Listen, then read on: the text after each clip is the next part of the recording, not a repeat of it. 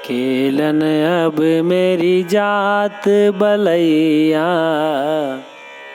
खेलन अब मेरी जात बलैया। जब ही मोही देखत लरिकन संग, तब ही खिजत बलबैया। खेलन अब मेरी जात बलैया,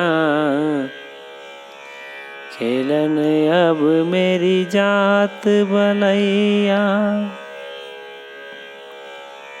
मौसो कहत तात वसुदेव को, देवकी तेरी मैया।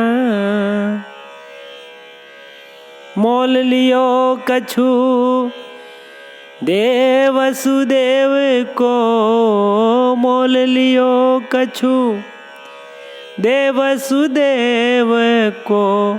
ए करी करी जतन बढ़ैया, खेलन अब मेरी जात बलैया।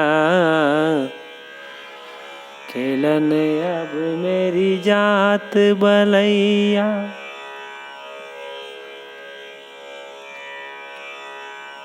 अब बाबा कही कहत नंद सो, जसुमती सो कहे मैया।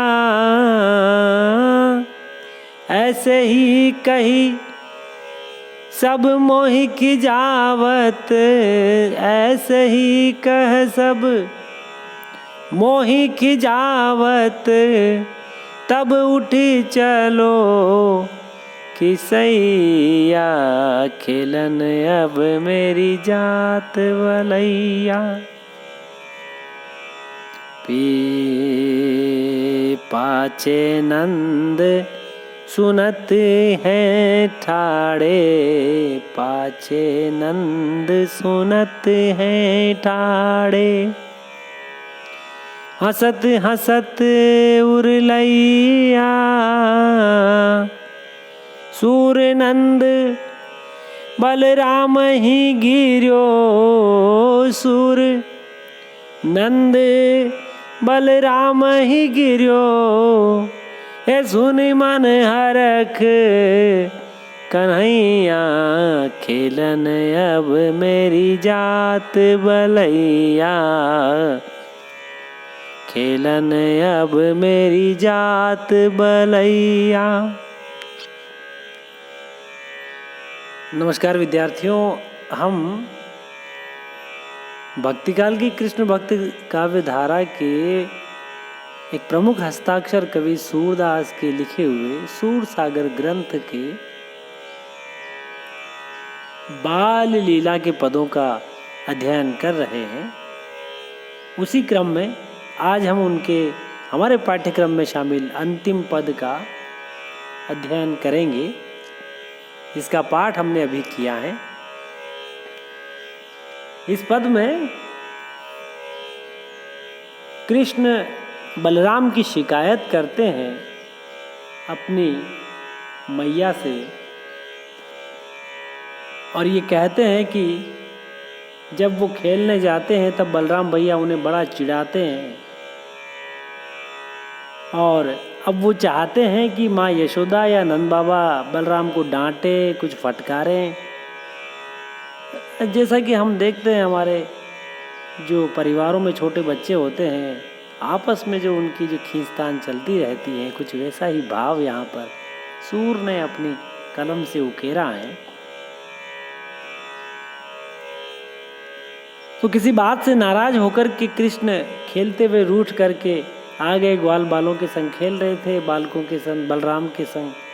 तो वहाँ से आकर के यशोदा मैया के पास आकर के बोलते हैं कि खेलन अब मेरी जात बलैया, कि अब मैं जो है मेरी बला से मैं तो अब खेलने नहीं जाऊं, वो ही खेले, अर्थात खेलने का काम अब मुझसे नहीं होगा। ये क्यों नहीं होगा? कि इसलिए नहीं होगा मैया कि जब मोही देखत लरिकन संग, तब ही खिजत बल भैया। कि जब मुझे लड़कों के साथ खेलते हुए देखते हैं तब बलराम भैया खींच जाते हैं, परेशान हो जाते हैं और मुझे चिढ़ाने लगते हैं कि तू यहाँ क्या कर रहा है। और वो किन शब्दों में चिढ़ाते हैं कि मोसो कहत तात वसुदेव को देव की तेरी मैया। मुझसे कहते हैं कि तुम वसुदेव के पुत्र और देव की तुम्हारी मैया है, लेकिन असलियत में ऐसा है नहीं है। कि क्या कहते हैं मैया मुझे? कहते हैं बलराम भैया कि मोल लियो कछु देव वसुदेव को करी करी जतन बढ़ैया। कि यह वसुदेव ने जो पिताजी हैं उन्होंने मोल तुम्हें लिया है और बदले में कुछ दिया है। तुम्हारे जो असली माता पिता हैं, वास्तविक माता पिता हैं, उनको कुछ दे करके और करी करी जतन बढ़ैया, बहुत बड़े बड़े प्रयास करके, जतन यानी यत्न प्रयास, वो करके तुम्हें मोल लिया है, खरीदा है। इसीलिए अब तुम नंद बाबा को बाबा कहते हो। अब बाबा कही कहत नंद सो, जसुमती सो कहे मैया। और यशोदा से तुम मैया का अभिवादन करते हो, उन्हें कहते हो मैया, नाम से पुकारते हो, जबकि ऐसा है नहीं, तुम्हें तो खरीदा गया है। अब कौन बच्चा ऐसा होगा जो ऐसी बात सुनने के बाद चिढ़ेगा नहीं और वहाँ खेलता थोड़ी रहेगा बच्चों के साथ। तो कृष्ण भी यही भाव यहाँ पर उजागर करते हैं मैया के सामने कि ऐसे ही कहीं सब मोही खिजावत। अब जब मेरा भाई मुझे ऐसा कहेगा तो दूसरे बच्चे भी मुझे ज़रूर चिढ़ाते हैं। खिजावत यानी मुझे चिढ़ाते हैं। तब उठी चलो खिसैया, तब मैं वहाँ से उठ करके चला आता हूँ, गुस्से में खींच जाता हूँ। तो ये जो सारा प्रकरण है, दृष्टांत, वो अपनी मैया से सुना रहे हैं और पीछे खड़े हुए जो नंद बाबा हैं वो सुन रहे हैं और बड़ा आनंद ले रहे हैं कृष्ण की इन मनमोहक भावनी बातों का।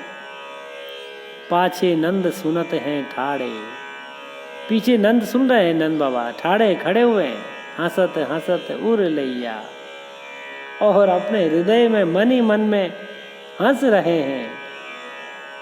सूर नंद बलराम ही गिरियो, सुनी मन हरख कन्हैया। ये सूर लिखते हैं कि नंद बाबा ने बलराम को बुलाया और उसे गिरियो यानी डांटा, फटकारा। तो जब कृष्ण ने ये दृश्य देखा, ये सुना, तो कृष्ण का मन हरख गया, बड़ा प्रसन्न हो गया। तो इस प्रकार ये बाल लीला का एक सुंदर चेष्टाओं का जो वर्णन हुआ है वो निश्चित ही तारीफ के काबिल है कि सूर ने जो अपनी बंद आँखों से वात्सल्य का कोना कोना जरूर झांका है, जैसा कि आचार्य रामचंद्र शुक्ल ने उनके बारे में कहा था। और वात्सल्य रस यहाँ पर है ही। ब्रजभाषा का सुंदर प्रयोग हुआ है। करी करी जहाँ पर जो आया है शब्द, यहाँ पुनरुक्ति प्रकाश अलंकार है, अनुप्रास की छटा तो है ही। इस प्रकार बाल लीलाओं के ये जो पद हैं आज हमारे पाठ्यक्रम में जो शामिल है वो समाप्त होते हैं। आप जो सहयोग दे रहे हैं, सुन रहे हैं, उसके लिए आपका बहुत आभार, धन्यवाद।